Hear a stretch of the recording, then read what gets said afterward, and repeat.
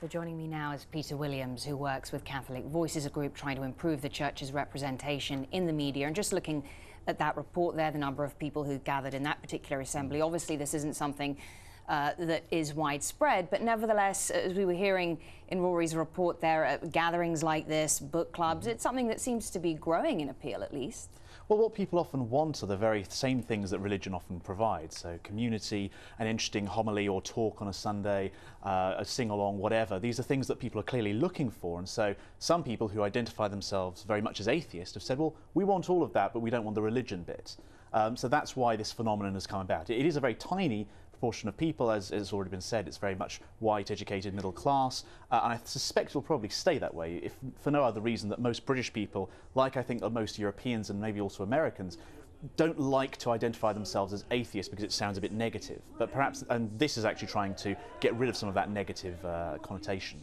So assemblies like this aren't necessarily just for atheists alone. It could be anyone that just wants to get together and feel a sense of connectedness, a sense of community.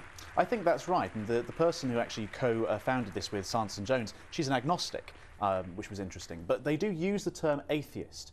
So I don't know to what degree they'll be able to sort of found a philosophy beyond the simple and possibly very platitudinous affirmation of mere existence and life.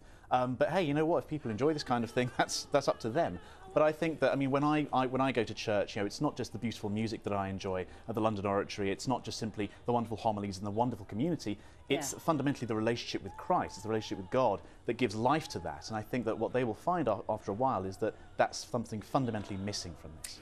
Well, you can't be totally sure about that, can you? You used to be an atheist yourself, so you must to some extent be able to relate to what many of these people are trying to do, I guess, just to enjoy a gathering of like-minded people. Yeah, to a certain extent. I mean, perhaps I'm a little bit too British to find the idea of having a sing-along of pop songs on a Sunday morning particularly attractive. And also, I think possibly if I were an atheist, I would think, well, frankly, I'd like my Sunday mornings to be reserved for sleep rather than for going out. But hey, you know what? Again, people do what they do. If they enjoy it, that's fine. But ultimately, as I say, I think the fundamental core of religion that people want and need is that relationship with God, and that's what's fundamentally missing, if nothing else, from this.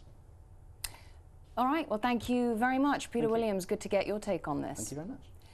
All right, so I'll be back a little bit later in the news.